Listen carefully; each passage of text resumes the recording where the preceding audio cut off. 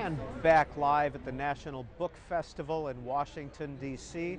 And we're pleased to have join us Annette Gordon-Reed, winner of the Pulitzer and the National Book Award for The Hemingses of Monticello.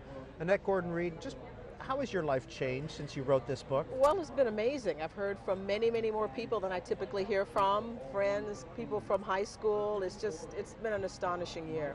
I couldn't have, beyond my wildest dreams, could have imagined something like this happening. Are you still teaching? Yes, I am. Yes, I am. I'm actually visiting at Harvard this fall, so I'm in a sort of a different venue, but all of that is just been amazing. It's been amazing. When did you first get interested in Sally Hemings? Well, I got interested in Sally Hemings when I was a teenager. I had been interested in Jefferson and Monticello before then, thinking about slavery and so forth. But I didn't find out about the Hemings family until I was about 12 or 13, and I was reading a book by Winthrop Jordan called White Over Black. And then I read Fawn Brodie's biography of Jefferson, and that was more information about the Hemingses. So it's been something that's long-standing. And how much time did you spend writing this book before we go to About 10 years. Wow. About 10 years. And so it's been... How much research, how much writing? Researching and writing at the same time. I don't have a research assistant, so I do everything myself. So that takes quite a bit of time. And I love researching. I love writing, but researching is even more amazing. And so at some point your editor says, you got to stop researching and sit down and write. So... You're co-author of Vernon Can Read. Yes. And you're writing a book, Thomas Jefferson, a primer on race. Yes. Why race? Why you seem to have a common theme there? Well, I mean, I was born in Texas, and I grew up in a place where race was always present. The issue of race was always present. This is in the 60s, and of course, it was a very volatile time. And so I, very early on, even in my engagement in thinking about Jefferson and Monticello, came to this point of, how race figures in American history. And of course, there's no better person or place to consider that with Jefferson. So it's been a long-standing thing, and it's such an important topic that we always deal with, and so that's why. William Highland, has a book coming out in October. I don't know if you know this or not, yes. But he claims that Thomas Jefferson is not the father of Sally Hemings' children, but Thomas Jefferson's brother yes. or uncle is. Yes. What do you think about that? Well, I mean, I haven't read the book. He did an article, I believe, called A Civil Action, which was a small version of the book that I think is expanded. And it's just, I disagree with him. I mean, it's one of those things where people can look at his work and they can look at mine and make the judgment.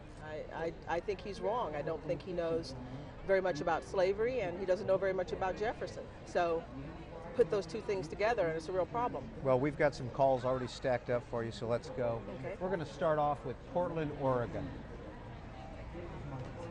Yes, I'm Carmen Thompson, and calling for Dr. Reed. I really appreciate your work. I saw you at the Library of Virginia when you spoke. I'm a PhD candidate myself, and am interested in the way in which you, in the book, give us the difficulty, I guess, that you may have had of giving us a sense about what the Hemingses were like without using documents from their own words. How is it as a writer that you are able to do such an excellent job of letting us know what this family was like, what kind of people they were, with incomplete information? How was it that you were able to do that? Because it was beautifully written and beautifully done, and I'm just interested in, just from a writing standpoint, how were you able to convey that? Thank you, caller.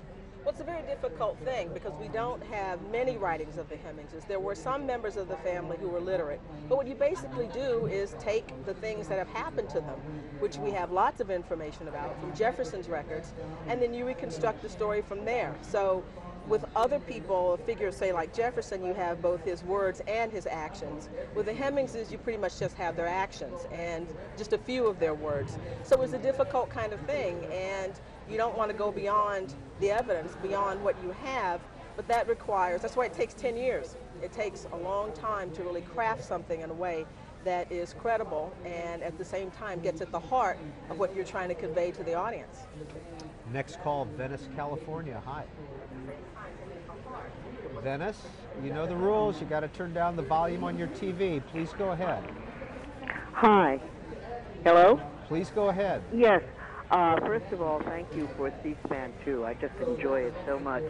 So many books I want to read. I make a list and, Anyway, not to diminish the writer of, the Hemings of Monticello, but there was a book called Thomas Jefferson, written by Fawn Brodie, that really opened my eyes to the fact that, Thomas Jefferson isn't this perfect anti-slavery, pro-liberty person.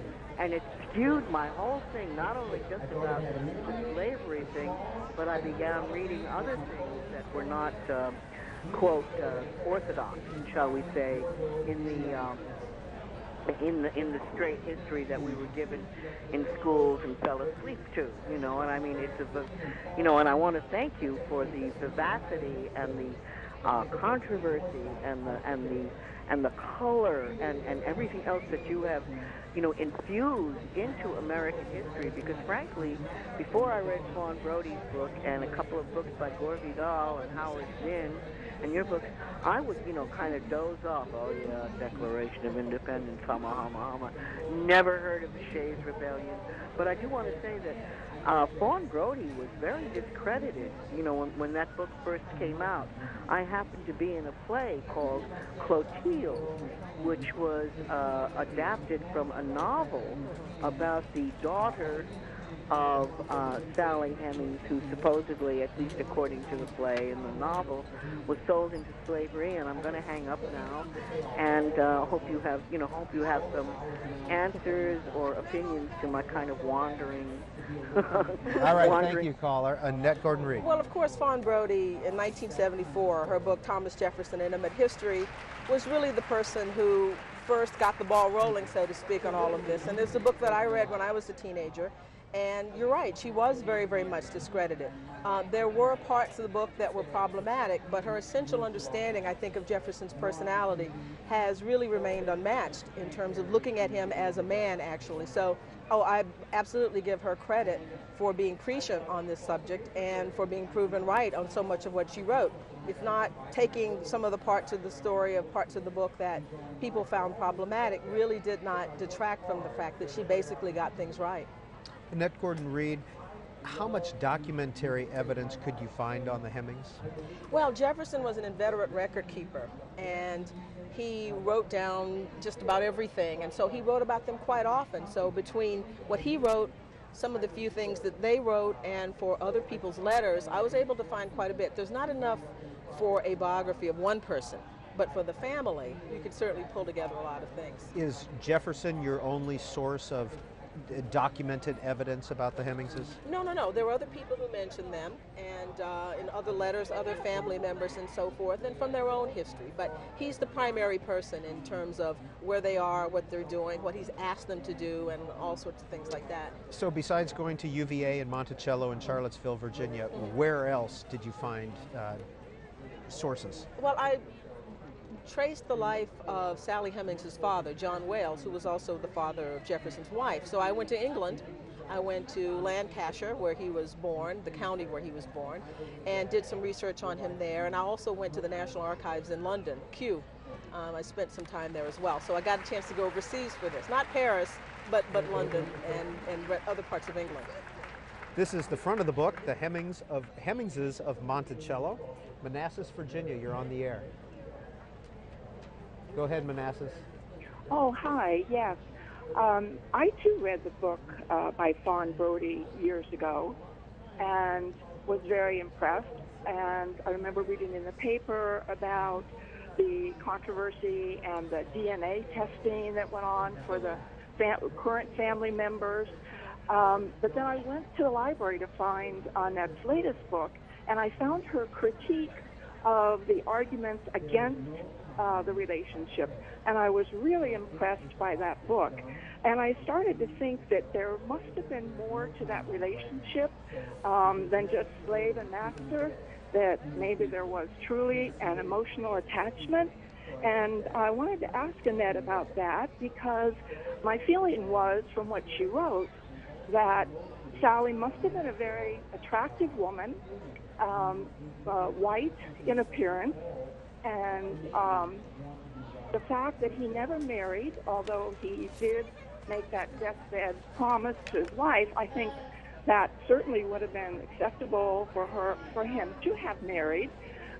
Plus the fact that he made no arrangements to free her like he did the children made me think that he didn't want to until after his death, because that would have meant her having to leave.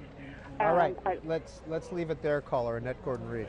Well, we'll never really know for certain about the substance of the relationship. I talk in this book about the pros and cons, the few things that we do know about it.